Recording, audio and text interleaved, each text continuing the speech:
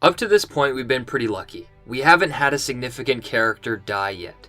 But moving forward, our favorite characters have to face off against the Night King and also Queen Cersei. And it's no doubt that we're going to lose a lot of people along the way. So I wanted to make this video to go through every single character and who I think is going to die and why. And firstly, I want to start off with Brienne. And I think after seeing Brienne get knighted, it's going to be very hard seeing her go. The first time we saw Brienne was in a tournament. All she ever wanted to do was to be a knight. And she wanted to serve somebody well and honorably. And in this tournament, as Renly watched, she defeated Sir Loras. And she didn't want a reward, she didn't want money. She wanted to be his Kingsguard. It really showed us who she truly was. She was a character who felt like she didn't fit in. All she ever wanted to be was a knight. But the rules of the world kept her from doing that. After serving Renly, she then made an oath to Catelyn to keep her daughter safe. And ever since, she has held herself to that oath. And she held herself accountable as a knight, even though she would never be worthy of that title. But the truth about Brienne is that she's always been a knight. In the name of the warrior, she was always brave. In the name of the father, she was always just.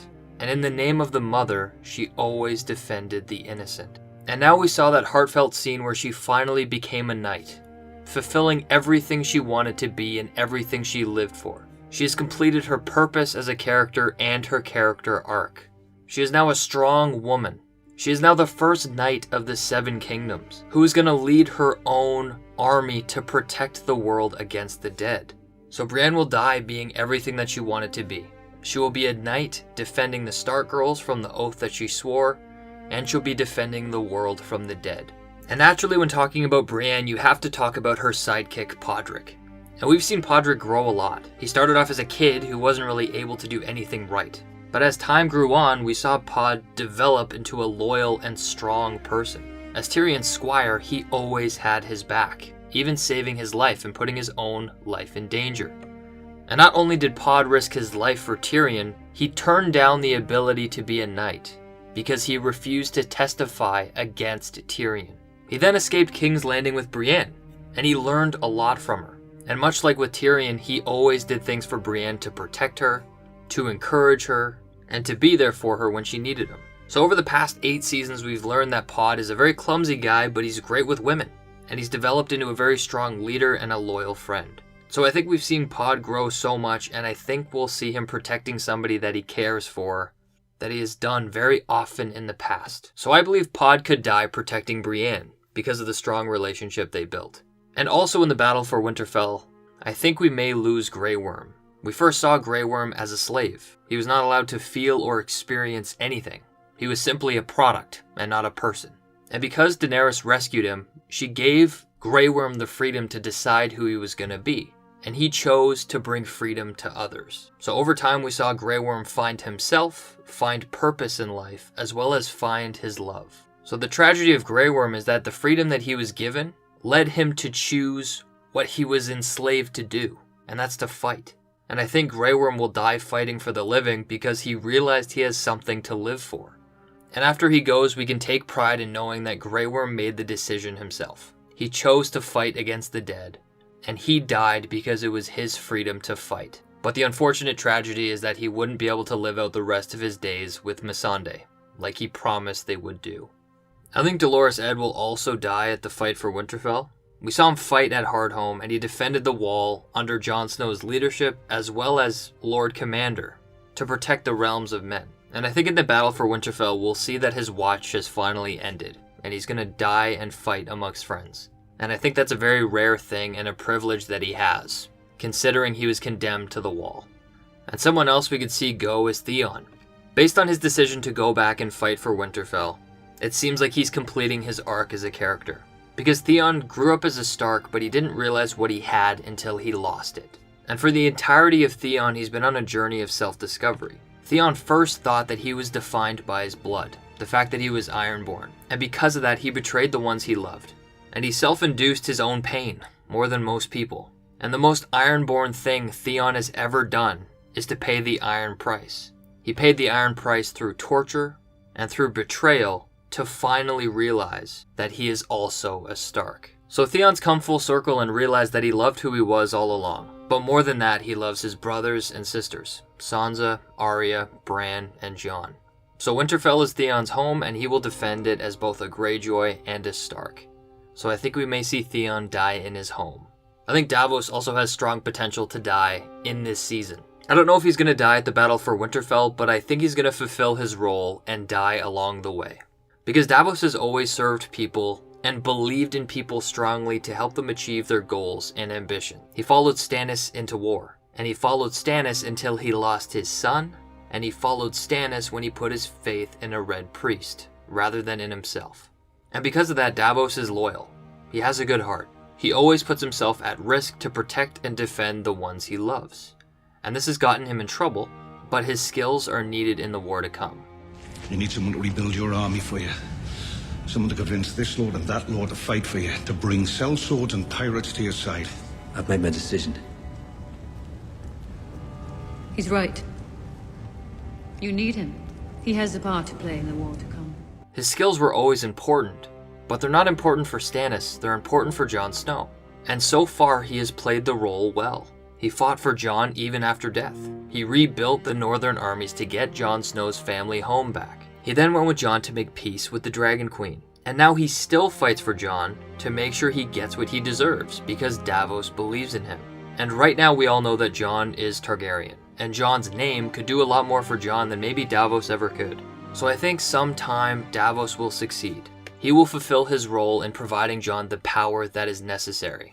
And when Davos fulfills that role of ensuring that Jon becomes who he's supposed to be, then he can go. Because Davos has been through enough loss and been through enough battles. And it's time for him to see his son again. And another mentor that I think we could see go is Ser Jorah. Not only is he a strong mentor to Daenerys, but he's her closest friend. And Jorah's journey was really just finding purpose in life, believing in something more than himself. And he found that with Daenerys, and he put himself on the line countless times for Daenerys. And now that he's earned her trust back, it's now time for him to fight for the North and hopefully earn their trust back. So I think Jorah's gonna die making things right with the North, with Westeros, and he will die defending the woman he loves, Daenerys. And I think we could also lose another Mormont. I don't think Lyanna Mormont will make it in the battle for Winterfell. We've seen her call out kings and stood her ground when all the other lords were afraid to. And she's a character who leads by example, as we hear her say that she wants to fight honorably with the North. But the biggest tragedy of Lyanna's character is that she's a child. Sure, she's a strong, independent woman, but she's a kid. And I think we'll see a big tragedy at the battle for Winterfell, because Lyanna will get overwhelmed, but she'll die fighting honorably for the North. A character that I'm 50-50 on is Tormund. I don't know if Tormund is going to live or die. And his character is very significant because it depends on how the showrunners want him to represent. The first time we met Tormund, he was seen as an enemy. He was a very intimidating wildling, but over time we've seen him become a fun and caring person. He became great friends with Jon even though these people were supposed to be enemies. And he even chose Jon as his leader to lead him into the long night. But I think the key trait about Tormund is that he believes in electing his leaders. He wants to follow somebody who he believes in. Mance Rayder wasn't Tormund's leader because he had the right parents. He was Tormund's leader and the wildlings' leader because they believed in him. The reason why Tormund follows Jon is because he believes in him. The show could have Tormund die and have it be very tragic because he's a very fun and lovable character. But I think if they had Tormund live, it would represent so much more. Have Tormund live through the long night and live in Westeros. But he lives in Westeros for a very specific reason. After the events of defeating Queen Cersei, leaders will no longer be selected by bloodline. Daenerys' idea of breaking the wheel will be a success story, and maybe a form of election or democracy can be brought to Westeros. And Tormund would have a very interesting story of being someone who grew up over the wall and settled in Westeros because now he can finally vote for a leader that he believes in. And he would be the creation of a new house, representing a new world that they tried to build over the wall. And then moving on to the Brotherhood. Beric has been brought back countless times for a reason, and I think we're going to finally see that reason unfold in this season. The Brotherhood without banners defends the defenseless, and that's been Beric's key role. Maybe he's been brought back so many times just to fight for Winterfell. Or maybe he's been brought back just one more time to defend one more person from one more White Walker. Beric is down to his last life, and I think we're finally going to see his purpose for being kept alive this long. And the same goes for the Hound. The Hound has been told countless times that he is here for a reason, and I think we're going to see that. But the truth to the Hound is that he has a very hard exterior, and he's a feared warrior. But that's just a shell of who he is on the inside. The Hound is a character that was never loved or cared for and never felt belonged to anyone. And throughout the Hound's story arc, we've seen him experience that. Him taking on that caretaker role with Arya led him to do selfless things. He put his life on the line to protect her. And even after Arya, he still went on to do what he thought was right. So I think at the Hound's end, we can see him become loyal and defend somebody that he loves. And maybe it's someone you don't think needs defending. I would love to see the Hound sacrifice himself to save Arya. These characters have had on and off reactions, and it's very clear that the Hound cares for Arya. And what better way to really communicate to Arya how much the Hound cares than to give his life for her. But that being said, I think Arya is going to die too. She grew up as the Lady of Winterfell but wanted to be anything but. And she faced such tragedy as a kid. And because of that, she wanted to target the people who have wronged her as well as disassociate herself from that lady that people saw her as. And that led her to become a faceless man. But Arya was never truly able to become faceless. She couldn't disassociate that part of herself. And we saw her choose her family when she went to Winterfell. And now she's fighting alongside them to help defeat the dead. And Melisandre got it right. I see a darkness in you. And in that darkness, eyes staring back at me. Brown eyes, blue eyes, green eyes. Eyes you'll shut forever. We will meet again. In a way, we're seeing Arya's blue eyes, green eyes, and brown eyes close, because she's stopping being a faceless person and being Arya Stark. But I think there will come a time where Arya's eyes will shut forever, and she will die defending her home, or she will die helping to defeat Cersei. But either way, she will see Melisandre before that happens. And Melisandre is another character that I know we will see die in this season. She spent so much time trying to push history in the direction that she wanted or she saw, and she was wrong. She put her faith in Stannis, and she sacrificed lives to try and put Stannis on the throne. And she realized that her interpretations were wrong, and she's been humbled. And now she's taken a step back and does things that are necessary to help prepare for the long night. But she's not choosing sides anymore. And Melisandre knows that she will die in Westeros. She tells Varys. But maybe we'll see Melisandre make one more dedicated decision. And this decision has true stakes. And she could really change the course of history. Whether it's giving the kiss of life to someone and bringing someone back to life, sacrificing herself for another, or bringing an army called the Fiery Hand to help defeat Jon and Daenerys' enemies. But regardless of what decision she makes, she will dramatically alter the fates of Daenerys and Jon. Another person that we know is going to die is Varys, and that's because Melisandre told him. And he's a character who went from rags to riches by being the Master of Whispers. And what we know is that Varys has been conspiring to put multiple Targaryens on the throne, and he's manipulated what he can to get the outcomes he desires. And the key thing with Varys is that his actions are not to create chaos. His actions are grounded in the hope to build a better world. And he will stop at nothing to make sure that he accomplishes this. What is it you want exactly? Peace. Prosperity. A land where the powerful do not prey on the powerless. And perhaps we've grown so used to horror, we assume there's no other way. The Seven Kingdoms need someone stronger than Tommen, but gentler than Stannis. A monarch who can intimidate the High Lords and inspire the people. A ruler loved by millions with a powerful army and the right family name. And Varys is a character who I don't see getting killed by a bunch of whites. I see Varys being killed by reverting back to what he was, a spider. He promised Daenerys he would not conspire against her, but when he promised her that, he really believed that Daenerys was the best thing for the realm.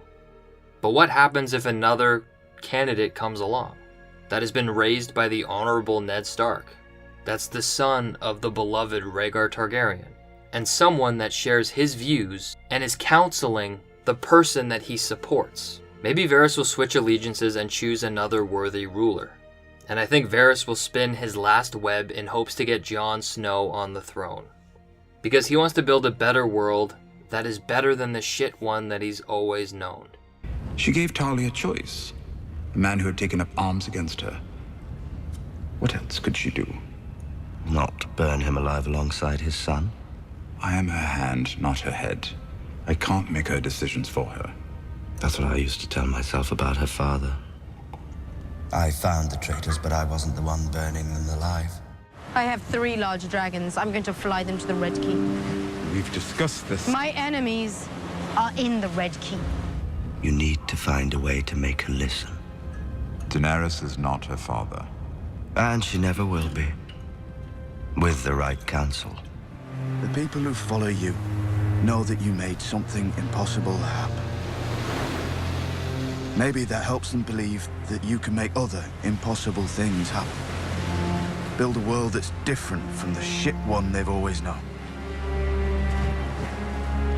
But if you use them to melt castles and burn cities, you're not different. You're just more of the same.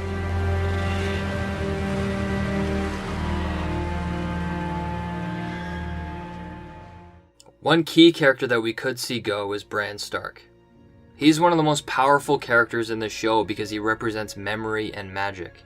And maybe Bran's ability came less from him being Brandon Stark and more from him being a brother. But either way, Bran's gift came during a crucial point in history. And he's ready, but the one issue is that he had to shed himself to become everything. And the thing with Bran is that he could help to fulfill his purpose by spreading truth and fighting the dead. But the question is does this new world that's going to be built need his abilities? Maybe Bran will die, and he won't be around when a new dawn comes. Because Bran will not walk, he will fly. Have we seen him fly already in a crow? Will we see him fly as a dragon, or will we see him leave his body and embody another? Either way, I think if Bran lives, we'll see him finish his arc under the God's Eye, and be the world's memory, history, as well as the god under the tree in the God's Eye. Or we could see him die along the way and leave a world with a new ruler with a broken wheel, but no more magic. And Bran would die along with the dragons and the Night King. But the 2 key Lannisters I think we're going to see leave are Jaime and Cersei. And we've seen Jaime learn a lot throughout the show, and he's made many amends for his past actions. But Jaime was never defined by his poor choices. He was defined by his heroic actions. The difference is, every honorable choice Jaime made never gained positive recognition, only notoriety. Jaime saved King's Landing and he became Kingslayer. But I think this time Jaime will die doing something honorable. But this time he won't be the Kingslayer. He will be remembered, appreciated, and loved for his actions. And I think that's because Jaime is the Valonqar. So Jaime Lannister. Someone forgot to write down all your great deeds. There's still time. Is there? For a 40-year-old knight with one hand?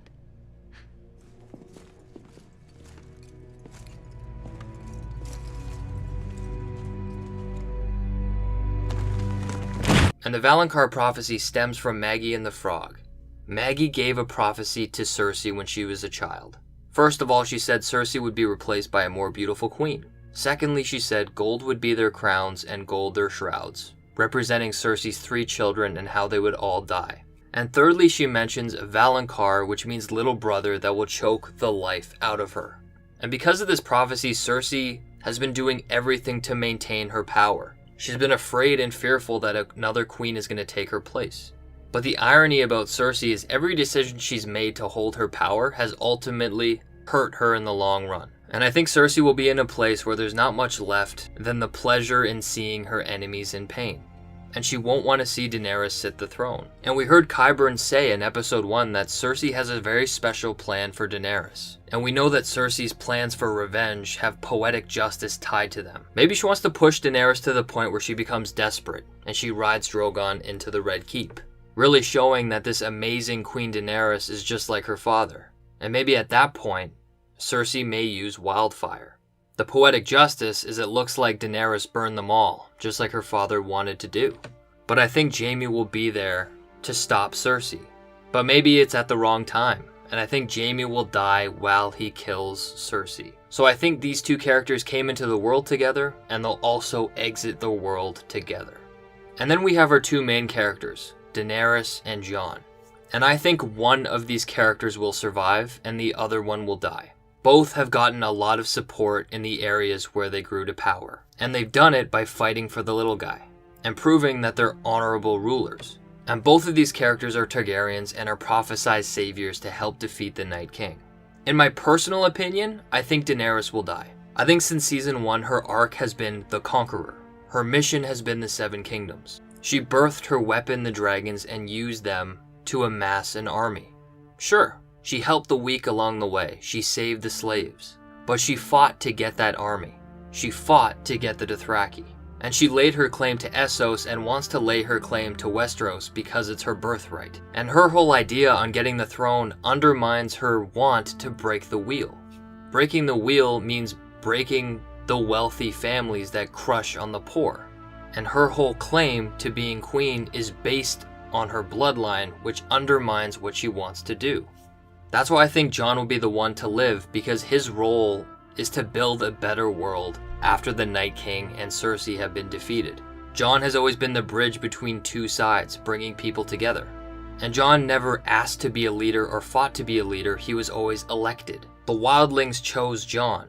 The Night's Watch chose Jon. The Northerners chose Jon. And I think over time, more and more people will choose Jon. And I think that links with Melisandre's visions, because whoever is Azor Ahai to help defeat the Night King will be king. But there's some sacrifices that they would have to make along the way. This war has just begun. It will last for years. Thousands will die at your command. You will betray the man serving you. You will betray your family. You will betray everything you once held dear. And it will all be worth it. Because you are the son of fire. You are the warrior of light. You will sweep aside this pretender and that one. You will be king. Stannis does not need to beg this lord or that lord for support. The Lord of Light stands behind him. And how many ships has the Lord of Light got in his fleet? He has no need for ships. I'm sure he doesn't. But we do if we're going to war. This war of 5 kings means nothing. The true war lies to the north, my king. Death marches on the wall. Only you can stop him. And finally, one of the characters that I think could die is the Night King. But it's 50-50 depending on what story they want to tell. The reason we could be watching this series unfold is because it's the time they defeat the Night King. But I'm equally not so sure. In order to understand how to defeat the Night King, you need to look at the past. And I can't wrap my head around how the Children of the Forest, the First Men, and Azor Ahai managed to push the Night King back. I feel like there's a lot of information that could allude to the Night King wanting a sacrifice, wanting the prince that was promised to him. And if you want to know more about that, check out my video on how to defeat the Night King. But that's it everyone on this downer video. Please let me know what you think in the comment section down below. Do you agree with who I chose would die? And who do you think will die in this season? But that's it everybody, see you next time. Take care.